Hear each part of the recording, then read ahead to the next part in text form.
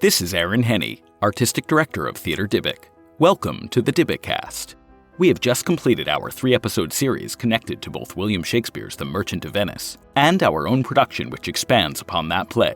As we shift our focus from The Merchant of Venice to the remaining episodes of Season 4 which cover a wide variety of topics, we want to take this opportunity to feature a guest episode from Primary Source, a limited series podcast from our colleagues at Stanford University's Taube Center for Jewish Studies. In this episode called The Protocols of the Elders of Zion, Primary Source explores the notorious and fraudulent antisemitic text most commonly known by that name, taking a look at its history and its impact on world politics. We felt that this would serve as a meaningful companion to our popular Season 1 episode, The Protocols, Henry Ford, and the International Jew, co-produced with the Association for Jewish Studies, which investigated, in part, the ways in which the protocols were distributed in the United States and beyond. And now, Primary Source, The Protocols of the Elders of Zion.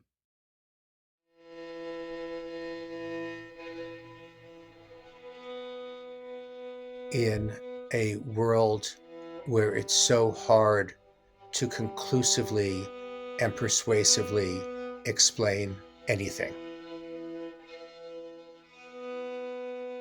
they provide an alternative to the power and the fullness of religious faith, and provide in their own way a sense of solace even in their prediction of the possibility of absolute heinous despotism.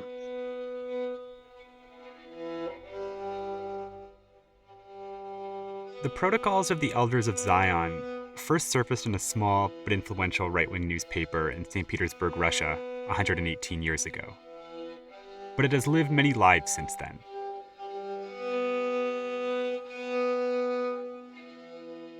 The protocols have been published in various forms and in a plethora of languages over the years since it first appeared in print in 1903.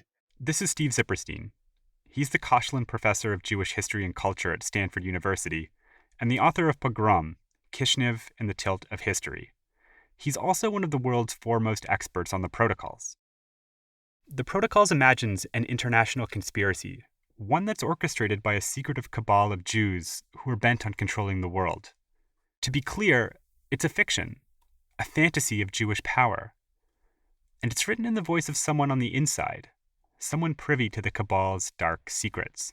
At its core is a voice, an elder of the Jews, speaking about how at any moment a Davidic kingdom will be reestablished, in this instance stretching far beyond Palestine and encompassing ruling the entire world. The Jews are now a world menace, and that the Aryan races must domicile them permanently out of Europe. Who are the elders? This is a secret which has not been revealed. They are the hidden hand. This is the voice of our producer, Lily, who you'll hear reading passages from the Protocols over the course of this episode. In the Protocols, the elder documents the depth of Jewish power, but also a plan for the future. The voice is cunning, but as Zipperstein points out, almost benevolent. After all, the elder is revealing the cabal's plans for the imminent destruction of the world order. The elder, for reasons that are unclear, is boasting about this, explaining how it has come about or will soon come about through the manipulation of so many forces in modern society, the press, the financial system, and the use of liberalism writ large to break down the stamina, the barriers, the moral, sexual, and otherwise of the world. The specter of the Protocols hovers over much of the 20th century's dark encounter with antisemitism, from the killing fields of the Russian Civil War to the concentration camps of World War II. And today, it has become grist for an even wider range of conspiracy theories, Because in its vision of an all-powerful conspiracy, the Protocols provides a timeless narrative for the paranoid and the prejudiced, ready-made for those willing to believe myth over truth. Her contention is that the Jews are amazing with the space lasers to start the fires as a false pretense to help the other Jews with their conniving plots. Echoes of the Protocols are not hard to find in white nationalist fantasies of enemy races polluting American culture, or in dog whistles about the billionaire philanthropist George Soros subverting the democratic process. You can also hear them in QAnon's fear-mongering about a shadowy deep state pulling the strings of American government. We have got our hands into the administration of the law, into the conduct of elections, into the press, into the liberty of the person, but principally into education and training as being the cornerstones of a free existence.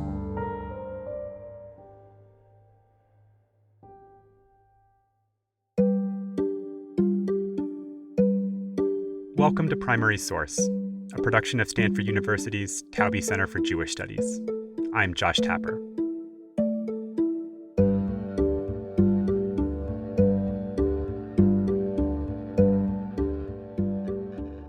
Now, if all of this sounds far-fetched, that's because it is.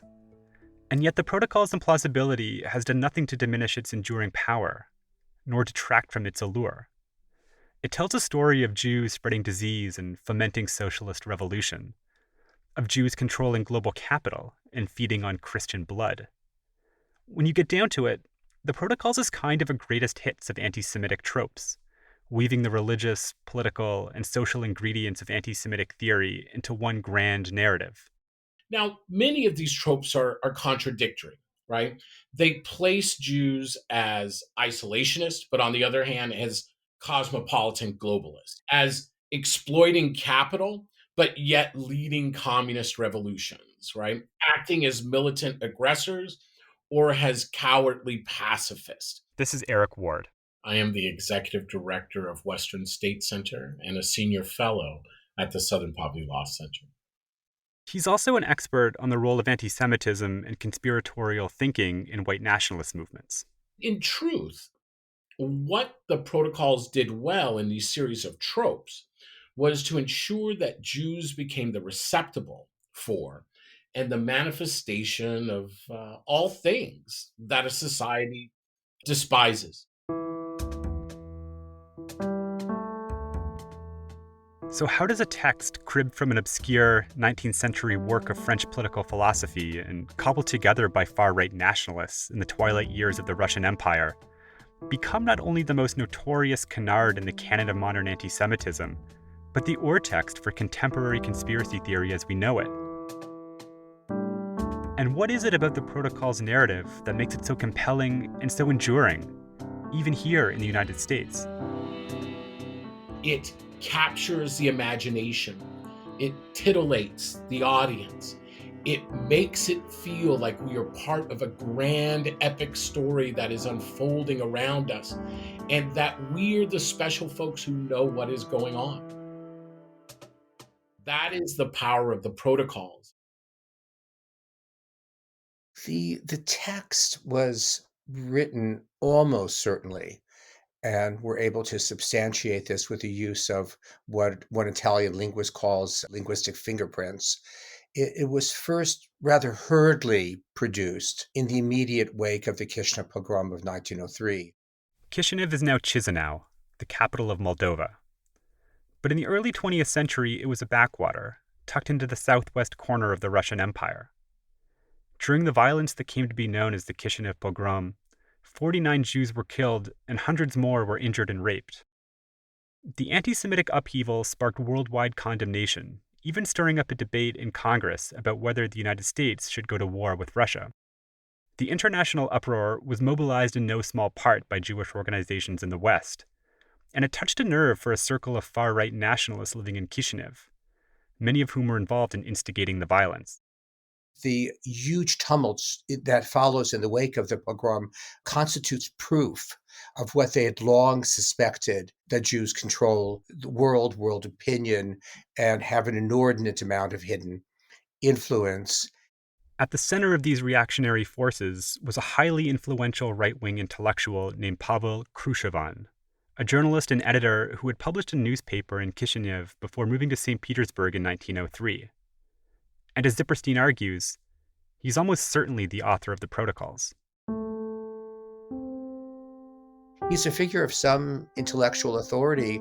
He's a writer of great facility. He's the author of novels, of a late 19th century book about the deteriorating condition of Russia because of the impact of Jews, a book that is profoundly anti-Semitic, but a book that's actually quite beautifully executed. All the while, Krushevan masked a tortured, contradictory existence. Private papers suggest that his stepmother was Jewish, and that his sister married a Jewish student in Kishinev before emigrating to the United States. He was a homosexual whose sexuality he hid from others, perhaps from himself. And so there was a great deal of profound inner turmoil in Krushevan that then produced work of extraordinary and in some ways arresting turbulence. Krushevan developed into an arch-conservative in the 1890s amid the rise of radical socialism in Russia, which threatened to destabilize the Romanov dynasty. This fear of radicalism sank deep into the psyche of right-wing nationalists like Krushevan. Growing skeptical of the Romanovs' ability to preserve the regime, they looked for new ways to mobilize a conservative defense of Russia. Increasingly, figures like Krushevan come to see anti-Semitism as that organizing principle, in no small measure because of the prominence of Jews as radicals. In addition to their visibility in radical politics, over the previous few decades, Jews had become more conspicuous participants in the national economy, occupying jobs in petty trade throughout the empire, and financing major infrastructure projects like building railroads. They seem to be a force that is in some ways of almost equal power to that of the Romanov regime itself. And this notion of Jews being somehow as equally potent as the power of the regime itself is a notion that in some quarters persists to the present day. It is from us that the all-engulfing terror proceeds. We have in our service persons of all opinions, of all doctrines, monarchists, demagogues, socialists, communists, and utopian dreamers of every kind. We have harnessed them all to the task. Each one of them, on his own account, is boring away at the last remnants of authority, is striving to overthrow all established forms of order. Krushevan serialized the protocols in his St. Petersburg newspaper, The Banner, in 9 installments. By the early 1920s, it had become clear that the protocols was adapted from a little-known work of political satire called Dialogue in Hell between Machiavelli and Montesquieu, which was published in 1864 by a now-forgotten French lawyer named Maurice Joly. That book is a withering attack on Napoleon III, and while it describes the perils of authoritarianism, it makes no mention of Jews. Joly's book, curiously, is a very sophisticated analysis of the nature of modern authoritarianism and despotism. What is produced in the protocols is a book that draws on Joly, but at the same time offers a very simplistic view of the world. In a foreword to the original publication, Krushevan himself raised important questions about the protocol's authenticity. Like why, as he pointed out, was it originally published in French? Or how did a text produced by a secret club of Jews scheming behind the scenes to mastermind some grand plan come into his possession in the first place? He all but admits that the work might not be authentic, and at the same time insisting that he believes it is authentic, but to the extent to which it is authentic, it reveals the essential coldness, the implacable coldness of the Jewish mind. It was precisely those ambiguities, those lingering, unanswered questions around the text's mysterious authorship, that imbued the protocols with credibility. Over the next few years, the protocols were reprinted a handful of times, but as Zipperstein points out, it was only one of a multitude of anti-Semitic texts in circulation in the first couple decades of the 20th century. Brought Nikolai Lenin into prominence and boosted Bolshevism into power. It's only in the wake of the Bolshevik takeover, the Bolshevik Revolution of October-November 1917, that the Protocols actually becomes a widely read document. The Bolshevik Revolution gave way to a violent civil war, which exploded across the collapsing Russian Empire from 1918 to 1921. The conflict pitted communist revolutionaries against an ideological hodgepodge of anti-Bolshevik forces. From Ukrainian nationalists to imperial loyalists fighting to restore the Tsar to power. As Zipperstein says, the protocols resurfaced during the war and circulated widely among opponents of Bolshevism. The protocols end up being torn into the pages, and with these pages either handed out to anti-Bolshevik soldiers, so-called white soldiers, or read to them if they were illiterate. And one of the great attributes, if you will, of the protocols is that you really don't need to read more than one page in order to get the gist of its message that Jews are on the verge of taking over the world. The protocols provided a convenient explanation for the chaos, identifying Jews as the real engineers of Russia's destruction. The idea that Jews not only stage-managed the Bolshevik Revolution, but were also spreading communism as part of a plot for world domination birthed yet another conspiracy theory, one inspired heavily by the protocols, that accelerated its transmission out of Russia in the 1920s, the myth of Judeo-Bolshevism.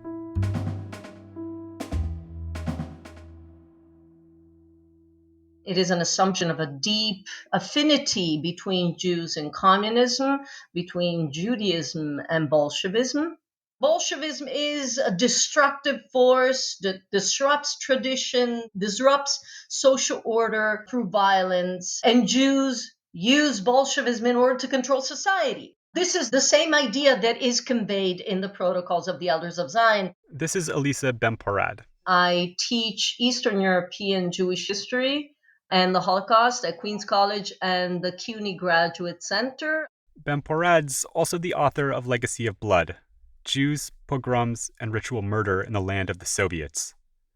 And as she points out, the myth of Judeo-Bolshevism drew upon many of the same anti-Semitic tropes that animated people like Khrushchevan. The first point that I think we need to make when we consider the myth of Judeo-Bolshevism and the extent to which it builds on pre-existing layers of anti-Semitism is the question of loyalty. The canard of Jewish disloyalty took on new meaning in the 18th and 19th centuries as Jews were legally emancipated across Europe. Although Jews now lived openly in the non-Jewish world, to the anti-Semite they were still marked by obvious differences. While Jews resembled their non-Jewish neighbors in many ways, something always seemed off in the food they ate, in the clothing they wore, in the languages they spoke. That Jews were spread around the world caused many to question the extent to which Jews can be trusted as allies in the national cause, or the extent to which they emerge as a global entity, as an entity that cannot be trusted as loyal citizens. When thinking about Judeo-Bolshevism, just like the protocols, it's crucial to understand how even the slightest semblance of truth can inflame a dangerous myth. Because as Ben-Porad says, there are some truths in this story. 80,000 Bolshevik Party members came out into the open. During and after the revolution, Jews did embrace Bolshevism because of the promises it held for advancement in education and politics, though as Ben-Porad points out, in smaller numbers than is often assumed. Still, Jewish revolutionaries like Leon Trotsky, who founded the Red Army, filled prominent leadership positions in the fledgling Bolshevik government. And in 1918, then again in 1919, Vladimir Lenin actually outlawed anti-Semitism, arguing that it was allowed to fester under the Tsar in order to undermine working-class solidarity. This condemnation of anti-Semitism also drove many Jews to side with the Bolsheviks. These grains of truth, which seemed to locate Jews at the heart of the Bolshevik takeover, reinforced long-standing myths about Jewish subversiveness. In other words, Bolshevism fulfilled the prophecy imagined in the protocols of the Elders of Zion. That's what provides it with its power, the sense of its authenticity, and the feeling that what Bolshevism represents is a kind of empirical proof of what it is that the protocols actually predicted. Historians believe that the protocols, now bottled in the myth of Judeo-Bolshevism, spread throughout Europe and beyond with the wave of anti-Bolsheviks escaping the Soviet Union. You have thousands and thousands of supporters of the white movement, of the Ukrainian nationalist movement, who will flee the territories when the Bolsheviks take over. With not insignificant numbers moving to Germany, to France, and leavening would come to be fascistic circles there. But this myth becomes culturally acceptable even among, I would say, well-respected cultural figures in the West. People like the British journalist Robert Wilton, who had reported extensively on the Russian Revolution for the Times of London and published a series of articles in 1920 arguing that socialism was part of a Jewish plot to overthrow the Tsar. He will even go as far as to talk about the fact that the killing of Nicholas II and his family was Jewish responsibility and Jewish orchestration, and it was an act of Jewish ritual murder. The medieval accusation that Jews murdered Christian children and drained their blood for religious rituals fueled the belief that Jews were the instigators of a plot to eradicate Christian civilization. When we come into our kingdom, it will be undesirable for us that there should exist any other religion than ours, of the one God with whom our destiny is bound up by our position as the chosen people, and through whom our same destiny is united, the destinies of the world. You know, Jews in a way are the primordial conspiracy theory material because of deicide, because of them having been imagined for centuries as the killers of the Son of God or the killers of God.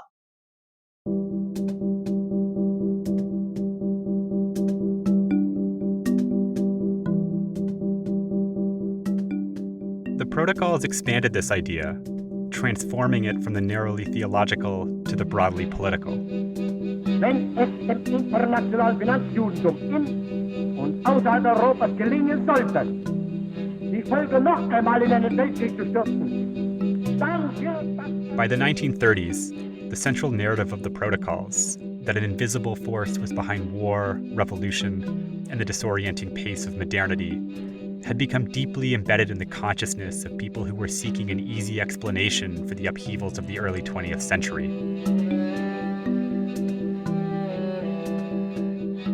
Adolf Hitler's Mein Kampf would draw on the seemingly contradictory claims that Jews both spread socialism and puppeteer global finance.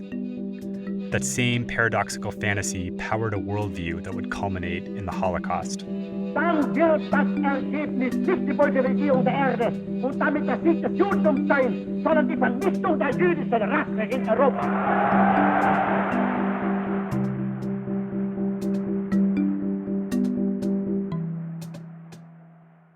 The protocols also took root across the Atlantic, in the United States, where it was popularized thanks largely to the industrialist Henry Ford, the founder of the Ford Motor Company. Ford owned a newspaper called the Dearborn Independent, and in 1920, he serialized the protocols under the title The International Jew, the World's Foremost Problem.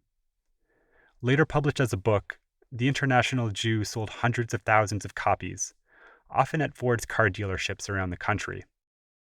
As Eric Ward explains, the message contained in the protocols in The International Jew resonated with strains of American white supremacy and white nationalism. After World War II, the ability of Jews to pass as white Americans and to reap the benefits of whiteness seemed to bolster the anti-Semitic claims of the protocols. It is indeed this idea of Jews as a separate race who are perceived largely as white, that white nationalist frame is the greatest trick the devil ever played. You see, Jews, despite and indeed because of the fact they're seen as white, are seen as an enemy race that has infiltrated, and they must be exposed and eliminated. For white nationalists, the idea of an international Jewish conspiracy helped explain the tumultuous social changes that emerged from the civil rights movement, which saw many Jews supporting the struggle for racial justice. Because as they saw it, Jews had been disrupting the traditional order of things for centuries. It is this narrative that becomes the fallback explanation that they didn't lose to Black people. In the minds of those who believe in white superiority, as I said before, that's impossible. But it allowed them to shift the blame to what they saw as a global conspiracy to destroy the white race. And anti-Semitism became the paper upon which the white nationalist movement formed. By the early 1980s, white supremacist beliefs had organized around the same dark vision expressed in the Protocols. There's a clear genealogy from the Protocols to the International Jew to the Turner Diaries, one of the foundational texts of the modern white supremacist movement. That's why they have promoted every sort of diversity, as they call it. Homosexuals, non-white racial minorities, feminists, their fellow Jews, of course, everybody except normal, healthy, decent white men and women. Published in 1978 by the head of a neo-Nazi organization called the National Alliance, The Turner Diaries is a dystopian novel that imagines the overthrow of a government controlled by Jewish elites. Sound familiar? Like the Protocols, it doesn't explain why Jews are so nefarious, only that they must be stopped. This fantasy of invisible Jewish power explains for white nationalists how Black Americans, a race of supposed inferiors, could orchestrate the end of Jim Crow, or how feminists and the trans community and LGBTQ folks could upend traditional gender roles, and how immigrant workers could mount a successful challenge to economic inequality in America. Today, the ideology thrives not only on far-right chat rooms, but also in tweets and memes about Jews buying elections and flooding the streets with immigrants, which have become an unremitting presence on mainstream social media.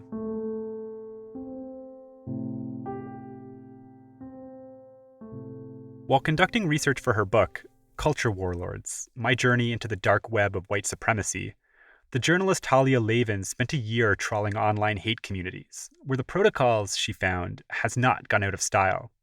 If anything, it's become something of a primary source for their beliefs. So you have kind of a literal engagement with the text, which does happen. Fascists love to point to what they perceive as historical proof texts, whether it's Confederate glamorizing accounts, whether it's eugenics texts from the 19th century, and certainly the Protocols figure prominently in that list of historical proof texts alongside like Mein Kampf.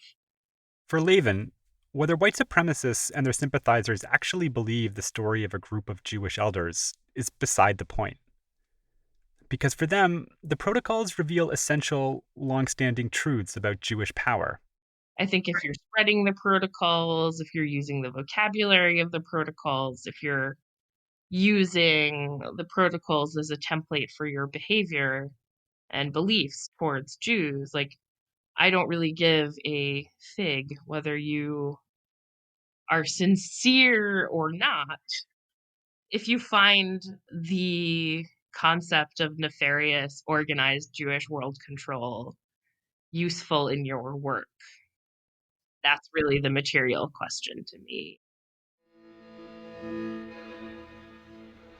The insistence that Jews possess a transcendent power has also seeped into open political and cultural discourse, where it acquired dangerous legitimacy in the early years of Donald Trump's presidency. I am the least anti-Semitic person that you've ever seen in your entire life. You're going to support me because I don't want your money. Isn't it crazy? No, it's true. Maybe you could explain that to some of your people that say, oh, we don't like tariffs. Isn't that anti-Semitic? No. It's only in your head. It's only anti-Semitic in your head. Actually, I'm in a very Jewish business, okay? Even these spoiled, rich Jewish guys, they can't believe how good this is, you know? And it eventually assumed a violent expression. Every available unit in the city needs to get here now. Shots rang out just before 10 a.m. We're under fire. We're under fire. The chaos unfolding at the Tree of Life Synagogue in Pittsburgh. The man who gunned down 11 people at the Tree of Life Synagogue in Pittsburgh in 2018 was evidence of how popular and dangerous the protocols are. He was obsessed with an organization called the Hebrew Immigrant Aid Society, a Jewish nonprofit he blamed for the so-called migrant caravans flowing from Latin America into the United States. He was also obsessed with George Soros. Who's the puppet master? George Soros. And then they got weirdos that they're allied with, like George Soros, who's a literal Nazi collaborator. Now, we have Soros-elected anarchist DAs. They're not there to prosecute the law. They're there to undermine the law. He put them there. I mean, why would Soros pay for DAs other than to undermine our government? Across right-wing media, from InfoWars to Fox News, George Soros has become code for behind-the-scenes Jewish control. A Hungarian-born Holocaust survivor, Soros made a fortune in global financial trading. And over the past few decades, he has donated vast sums of money to liberal causes around the world. He plays an outsized role in far-right anti-globalist conspiracy theories, many inspired by the protocols. Would you say that these different theories, these conspiracy theories that have been targeting you, spun in part by folks like Mr. Stone, as well as fueled by Rudy Giuliani and others, basically have a tinge of anti-Semitism to them at least? Well, certainly when they involve George Soros, they do. Back in November 2019, Fiona Hill, the former National Security Council Russia advisor, made this explicit when she testified before Congress at Trump's first impeachment hearing. And the trope against Mr. Soros, George Soros, was also created for political purposes. And this is the new protocols of the Elders of Zion. And I'm with Fiona Hill on this one. When she was like, this is the new protocols, I was kind of like, Fiona Hill, I agree. Emily Tamkin is the U.S. editor for The New Statesman and the author of The Influence of Soros, Politics, Power, and the Struggle for an Open Society. Part of what's so alarming for Soros conspiracy theorists is that he's everywhere, collapsing economies in Southeast Asia, inundating European countries with Syrian refugees, and propping up Black Lives Matter protesters on the streets of American cities.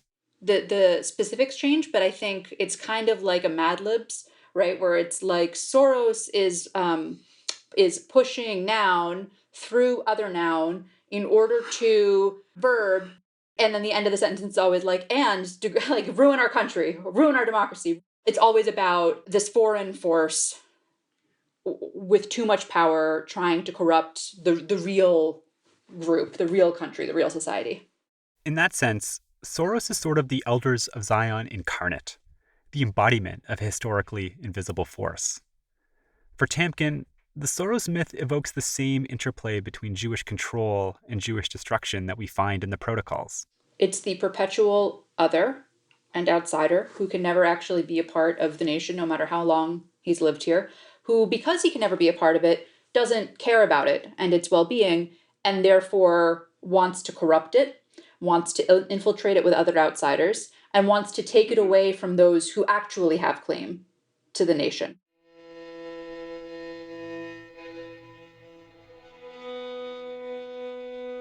The Soros myth provides its adherents with a twisted sense of reassurance that uncovering a clandestine Jewish power is the first step toward eradicating it.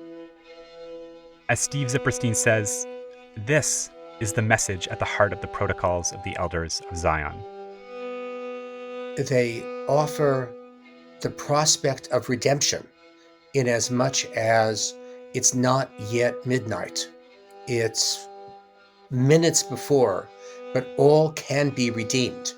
And so, though their message is grim, they offer the prospect that if, in fact, people actually have the courage to understand what they're saying, things can be changed.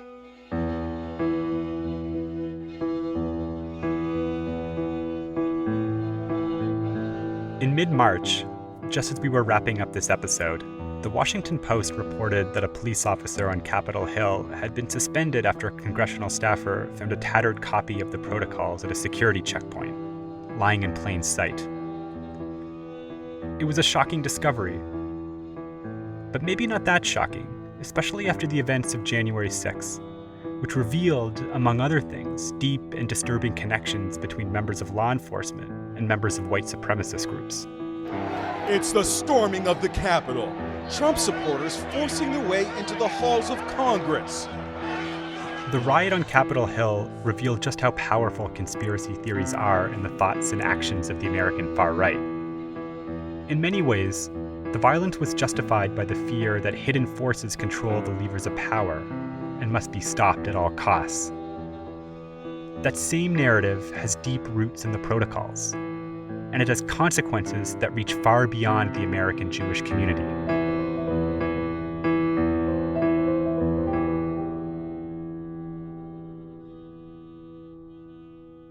One of the impacts of the mainstreaming of this narrative, the protocols of the learned elders of Zion, in American society, is that Jews and non-Jews have paid the price. Whether we are talking about African Americans targeted at a church in Charleston, South Carolina, or Sikhs targeted in their house of worship in Wisconsin, or Latinos who were targeted while shopping at a Walmart, right? Or Jews targeted while worshiping in Pittsburgh. In those shootings, the gunmen were undoubtedly motivated by racism and xenophobia. But what drove the killers in each instance was a belief that they were in an existential war with the Jewish community. And while racism remains a powerful animating force in American society, the portrait of Jewish deceit and disloyalty depicted in the protocols remains central to the logic of violent American white nationalism. I often tell people that anti-Semitism in the United States may be more of a physical threat to non-Jews than the Jewish community itself.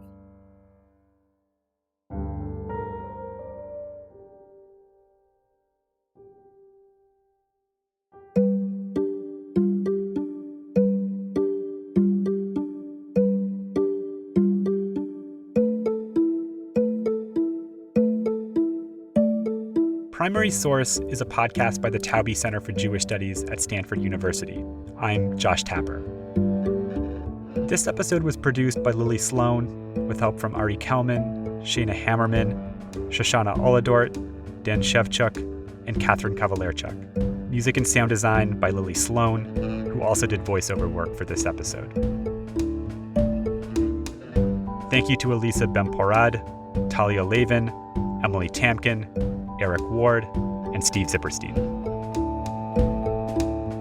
Thanks also to Aaron Henney, the artistic director of Theater Dybbuk and host of its podcast, The Dybbukcast.